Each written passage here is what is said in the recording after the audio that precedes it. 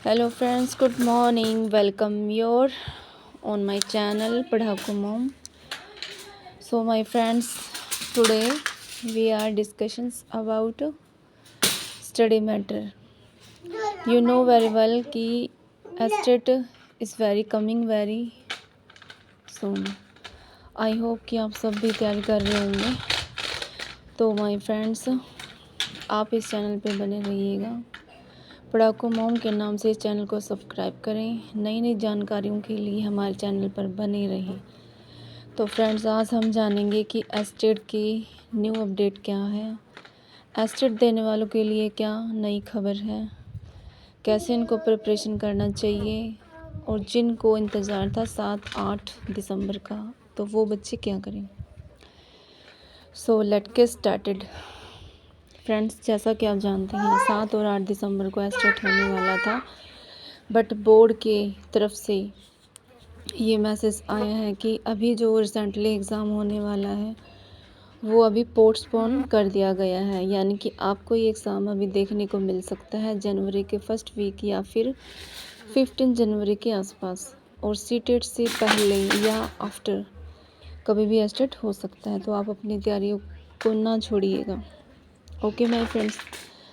और जो भी हाउसवाइफ है माय फ्रेंड्स, आप घर पर रहकर तैयारी कर रही हैं तो आप बिल्कुल भी हताश ना हो, बिल्कुल भी निराश ना हो, क्योंकि एस्टेट ज़रूर होगा. और एस्टेट के होने के बावजूद 20 या फिर 1 मंथ के करीब ही रिज़ल्ट आ जाता है. और रिज़ल्ट के बाद तुरंत ही बहुत सारी वैकेंसियाँ आएंगी जिनका आपको बेसब्री से इंतज़ार है पूरे साल से. और किसी भाई बहन को तो ये 3 या 4 साल 5 साल से करीबन हो गए होंगे लगातार तैयारी करते हुए. तो आपका इंतज़ार अभी ख़त्म होने वाला है, तो आप अपनी तैयारी को ना छोड़िएगा. और जैसे ही आपका एग्ज़ाम क्लियर होगा फ्रेंड्स, तो आपको तुरंत वैकेंसी देखने को मिलेगी. TCT, PCT, PRT लेवल 1 की भी बहुत सारी वैकेंसी आएंगी. SST है, PGT पंजाबी है, TGT इंग्लिश है, और एमएड, MS, MPhil, PhD जितने भी स्टूडेंट हैं वो अपनी तैयारी को लगातार करते रहें, बीच में मत छोड़िएगा. और अब करते हैं प्रिपरेशन के बारे में बातचीत. फ्रेंड्स, प्रिपरेशन कैसे करें. देखिए, ऑलरेडी आप लगातार 1 साल से तैयारी कर रही हैं, फिर भी हमें डाउट रहता है कि बस अभी कमी रह गई है, बस अभी कमी रह गई है. ऐसा क्यों होता है? क्योंकि हमारा कॉन्फिडेंस जो लेवल है वो बहुत ज़्यादा लो हो जाता है. और लो होने का क्या कारण है कि जब कोई काम टाइम पर नहीं होता है तो हम हताश हो जाते हैं कि देखिए 7-8 की मैंने तैयारी की थी और अभी ये एग्ज़ाम आगे सरक गया है, तो अब मैं कैसे तैयारी करूं. इससे भी हम डीमोटिवेट हो जाते हैं. तो आप बिल्कुल भी हताश ना होइए फ्रेंड्स. आप लगातार जारी रखिए अपनी तैयारी को, जैसे भी आप रूटीन में पढ़ रही हैं, ठीक है. तो धीरे धीरे आपकी जो कैपेसिटी है वो वैसे ही बन जाएगी. 2 या 3 दिन आपको लगेगा कि हाँ, अभी तैयारी करने का टाइम पड़ा है, क्योंकि अभी एग्ज़ाम तो है नहीं. अगर आपके अंदर ये थिंकिंग आ गई है तो आप कभी भी तैयारी नहीं कर पाएंगे. आप ये सोचिए कि सिर्फ एग्ज़ाम डेट है जो पोस्टपोन होकर थोड़ा सा आगे सरक गई है, लेकिन तैयारी का जो शेड्यूल है आपका वैसे ही रहना चाहिए. इसमें कोई भी कमी नहीं आनी चाहिए. अगर आपने इसमें थोड़ी सी भी लापरवाही बरती तो आपका एग्ज़ाम देने का जो तरीका है, जो आपने पूरे साल से अपने आप को प्रिपेयर किया है इस चीज़ के लिए, वो आपकी कम होता जाएगी धीरे धीरे. और फिर आपको क्या लगेगा कि हाँ, बहुत सारा पढ़ लिया, बस अब तो जो पढ़ा है उसी में से एग्ज़ाम आएगा. तो तकरीबन क्या होता है कि इसी सोच के साथ जब हम एग्ज़ाम सेंटर में जाते हैं, फिर एग्ज़ाम में बैठते हैं, और फिर हमारा जब पेपर ओपन होता है, फिर हम सोचने बैठ जाते हैं कि काश वो ही 15 दिन अगर हम पढ़ लिए होते तो शायद ये इतना जो पेपर आसान आया तो और आसान हो जाता है हमारे लिए. क्योंकि क्या होता है कि हम जब लगातार पढ़ रहे होते हैं ना, तो माइंड एकदम कंफ्यूज हो जाता है कि हमने बहुत सारा पढ़ लिया है, बस अब पढ़ने का मन नहीं कर रहा है, और अभी तो बस जो पढ़ा हुआ है उसमें से ही आएगा. तो ये हमारी बहुत बड़ी गलती होती है कि हम ऐसा सोच लेते हैं. अगर इन 15-20 दिनों में आपने अपनी पढ़ाई को नहीं छोड़ा और आप पढ़ते रहे, तो आप इस टारगेट को ज़रूर पूरा करेंगे, 100% करेंगे, श्योरली करेंगे.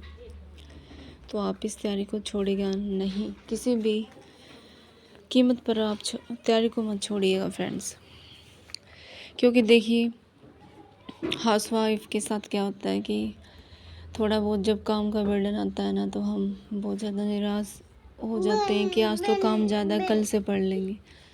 नेक्स्ट डे उससे थोड़ा ज़्यादा काम होता है, फिर हम सोचते हैं कि अरे यार अभी छोड़ते ना, कल पढ़ेंगे। ऐसे सोचते सोचते हफ्ता बीत जाता है, और हफ्ते के बाद फिर हमारा माइंड उस चीज़ के लिए तैयार नहीं कर पाता है खुद को, क्योंकि आपको पता है किसी भी चीज़ को टारगेट करने के लिए हमें खुद को पहले तैयार करना पड़ता है। जब हमें कोई लक्ष्य को पाना होता है ना, तो हमें उस लक्ष्य के जैसा ही बनना पड़ता है।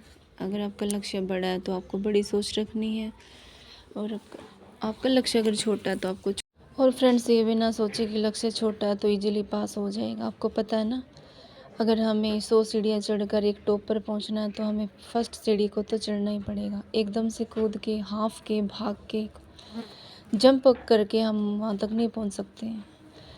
तो आप यकीन मानिएगा, अगर आपने इन 15-20 दिनों में अपनी पढ़ाई को नहीं छोड़ा तो आप अपने लक्ष्य तक ज़रूर पहुंच जाएंगे। आप अपना के देखना इस ट्रिक को, और ये ना सोचे कि हम घरेलू, हम तो कुछ कर नहीं सकते हैं। फ्रेंड्स, घरेलू होकर जितना हम कुछ कर सकते हैं ना, तो शायद ही कोई कर सकता होगा। आप बताइए, घर पर रहकर सिर्फ काम ही होता है, उसके बावजूद जो बचा हुआ फ्री टाइम है हम कैसे भी पढ़, तो हम इस टाइम का यूटिलाइज़ कर सकते हैं अपनी स्टडी को टाइम देकर। तो वैसे तो आप बहुत शार्प माइंडेड होंगे फ्रेंड्स, ठीक है, लेकिन फिर भी ये वीडियो अगर आपको मोटिवेशन दे रही है तो आप एक लाइक कर दीजिएगा। और बार बार कहना चाहूँगी, अपनी पढ़ाई को बीच में मत छोड़िएगा। तो फ्रेंड्स, मन लगा कर आप पढ़ाई करते रहें जब तक एक्सीडेंट नहीं हो जाता है, क्योंकि अगर आपने इन 15 दिनों में अच्छे से तैयारी नहीं करी तो पूरे साल का जो रिज़ल्ट मिलना चाहिए वो नहीं मिल पाएगा, किसी भी तरीके से नहीं मिल पाएगा। क्योंकि जब एग्ज़ाम का लास्ट टाइम होता है तो उसी टाइम में हमें कुछ ऐसी नई नई चीज़ें देखने को मिलती हैं, हो सकता है उसी में से हमारे एग्ज़ाम का जो पैटर्न है वो बन जाए। तो इन सब बातों को ध्यान में रखते हुए लगातार कीप कंटिन्यू अपनी स्टडी को जारी रखिएगा। Thank you so much, bye bye.